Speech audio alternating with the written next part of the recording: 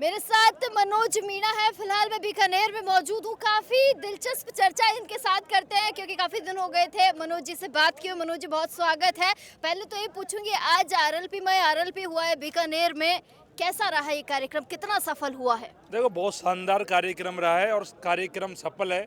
सफलता का अनुमान आप ऐसे लगाओ कि अभी भी लोग यहाँ जुटे हुए हैं। हनुमान जी चले गए लेकिन लोगों का मन अभी भी घर जाने का नहीं कर रहा। पूरा मैदान खचाखच भर गया, जगह नहीं मिली कहीं भी 1 इंच खड़े होने को। तो आज कांग्रेस और बीजेपी दोनों पार्टियों को अब ये इस रैली को देखेंगे तो नींद नहीं आएगी दोनों पार्टियों के नेताओं को कि राजस्थान में तो आरएलपी पार्टी के प्रति जो लोगों में दीवानगी है वो हमारे सामने है। और हनुमान बेनीवाल जी इतने लंबे समय से जो संघर्ष कर रहे हैं, जनता उसको समझ रही है। और मेरा मानना है कि अब 2028 में जनता ने मन बना लिया है, बदलाव का, परिवर्तन का, आपको दिखाई देगा।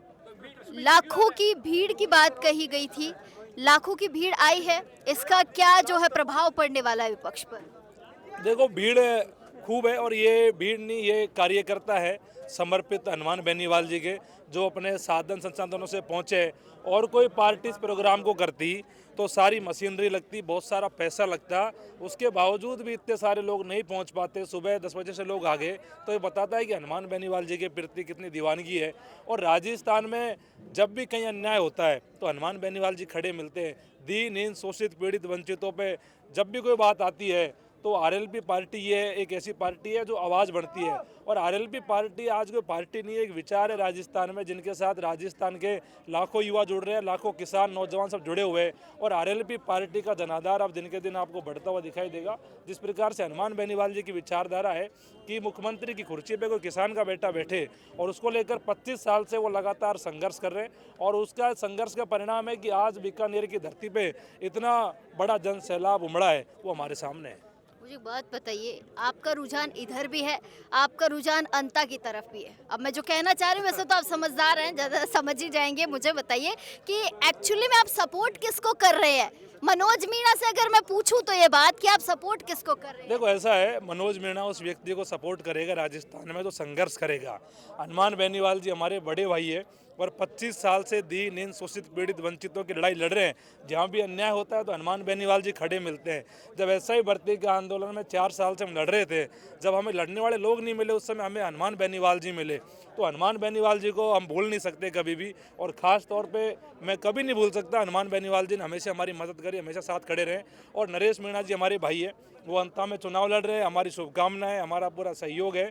और आज रैली से फ्री हुए, 2 तारीख का मेरा जाने का प्रोग्राम है। 2 से और 9 तारीख तक जो प्रचार बंद होगा, जब तक मैं अंता रहूँगा। और मैं प्रयास करूँगा कि एक संघर्षशील युवा राजस्थान की विधानसभा में पहुँचे।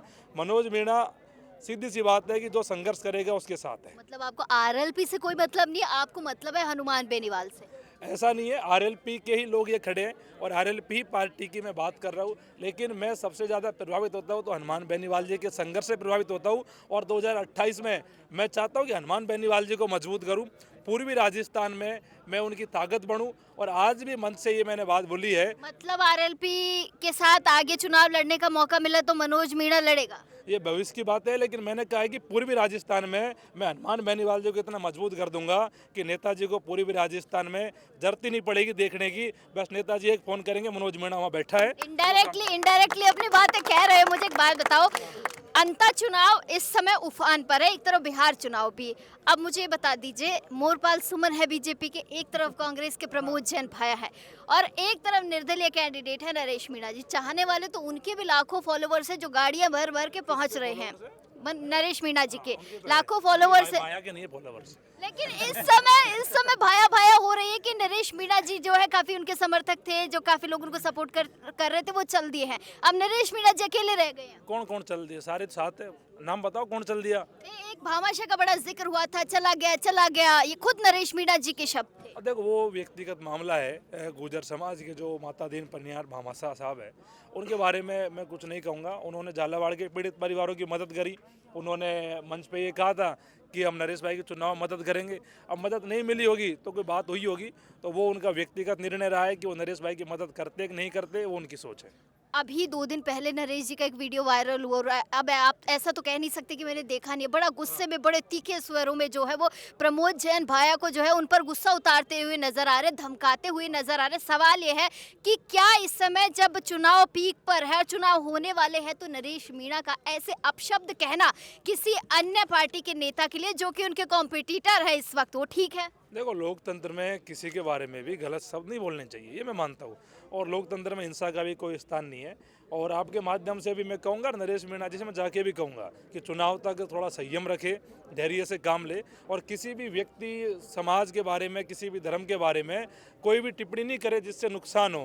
क्योंकि अभी ध्यान ये होना चाहिए कि हम चुनाव कैसे जीते। तो मेरा ये मानना है कि अभी ध्यान यही है। लेकिन कहीं ना कहीं नरेश मीणा एक भावुक व्यक्ति है, एक संघर्षशील युवा है, जो 25 साल से राजस्थान की राजनीति में अपनी ज़मीन तलाश रहा है। लेकिन ये राजनीतिक पार्टियों के चलते उन्हें मौका नहीं मिल पा रहा। तो कहीं ना कहीं आदमी जब परेशान होता है, तो आदमी अंदर से जब पीड़ा होती है, तो गुस्सा स्वाभाविक सी बात है। जो आदमी ईमानदार होता है, जो आदमी सच्चा होता है, वो आदमी गुस्सा भी आता है। कोई बड़ी बात नहीं है, गुस्सा हम सबको भी आता है। लेकिन कहीं ना कहीं मेरा ये मानना है फिर भी कि गुस्से को कंट्रोल करना चाहिए और किसी के बारे में कोई भी शब्द नहीं बोले। बीजेपी का क्या रुझान देख रहे हो? मोरपाल सुमन का मुझे अभी कुछ खासा नाम नजर नहीं आ रहा, लेकिन हाँ, दुष्यंत को उतार कर जो है बीजेपी कहीं ना कहीं उन्हें चुनाव प्रभारी बनाकर कहीं वसुंधरा वोटर बैंक्स को तो नहीं जोड़ रही है। देखो, बीजेपी का कोई रुझान अभी तो दिखाई नहीं पड़ रहा चुनाव में। उनके जो स्टार प्रचारक है वो अभी पहुंचे नहीं है। अभी मोरपाल सुमन जी हमारे सैनी समाज से आते हैं, अभी वो अकेले ही प्रचार कर रहे हैं, पूरी पार्टी का साथ मिल नहीं रहा। और उसके पीछे कारण है कि भजन लाल जी चाहते थे कि प्रभुदयाल सैनी जी को टिकट मिले, लेकिन मैडम वसुंधरा राजे चाहती थी कि मोरपाल सुमन जी को टिकट मिले। तो कहीं ना कहीं बीजेपी में गुटबाजी है, खेमेबाजी है। इस चक्कर में बीजेपी के कैंडिडेट का बीजेपी की पार्टी में कोई प्रचार ही नहीं कर रहा। उससे तो कांग्रेस ही भली, उन्होंने एक सूची निकाल दी कि हमारी ये सूची होगी, वो सूची वाले प्रचार नहीं कर रहे, लेकिन उन्होंने सूची तो निकाली कम से कम एक। लेकिन बीजेपी तो सूची भी नहीं निकाल रही। बीजेपी को तो डर लग रहा है सूची भी कैसे निकाले। हमारे तो संगठन में फूट है। वहाँ के लोग फ़ोन करते हैं मेरे को, वहाँ के जो मंडल अध्यक्ष है, इनके कोई ब्लॉक अध्यक्ष है, कोई जो पदाधिकारी है, वो सब कहते हैं कि हम तो मोरपाल सुमन जी से नाराज़ चल रहे हैं। अब क्यों नाराज़ चल रहे हैं? वो चाह रहे थे कि टिकट प्रभुदयाल सैनी जी को मिले वहाँ पे। अब उनकी पार्टी का ये अंदरूनी मामला है, मैं ज़्यादा इसमें नहीं बोलना चाहूँगा। लेकिन फिर भी मेरा ये मानना है कि कहीं ना कहीं बीजेपी में खेमेबाजी है, गुटबाजी है, इसके चक्कर में ही ये चीज़ें चल रही है। चलिए, बहुत शुक्रिया मनोज बहुत जी। धन्यवाद आपका।